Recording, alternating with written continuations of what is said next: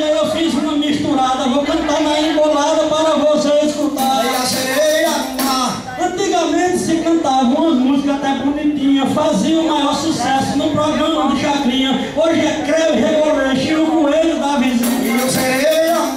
É 120 saia para 40 paletó. Foi a Leno Julião que gravou esse forró. Hoje é a bicicletinha, é a Guinha Pocotó. Chitãozinho e Chororó gravaram o fogão de lenha. O trem das 11 foi outra, a lembrança vocês venham. Hoje é Creu e Reboleixo, abraço pés de venha, venha. O respeito que a mídia tem, se canta eu sou seu fã. Vando gravou Fogo e Paixão e a Mordida da Maçã. Hoje é a bicicletinha e a posição da rã.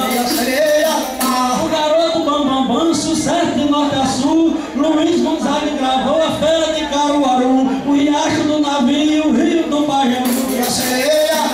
O buraco do tatu, não grava isso mais não. Hoje é amor de rapariga, a calcinha tá no chão. Chupa, chupa, que é de uva, minha mulher não deixa não.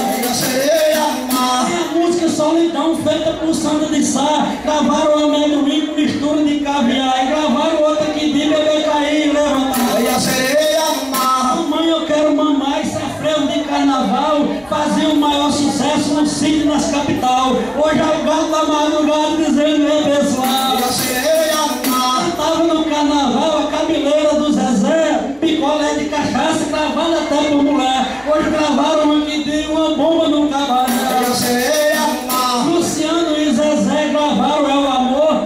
Antes saiu um forró chamado Pisa na Furor. Roberto Carlos cantando Me Enche de Amor.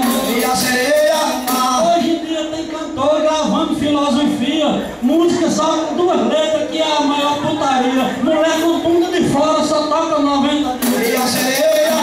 Antigamente se fazia música para filho e papai. Fazia o maior sucesso de estar das capitais. Hoje algumas são sem melodia. Só toca 90 dias, se acaba e não toca mais. As palmas para a música.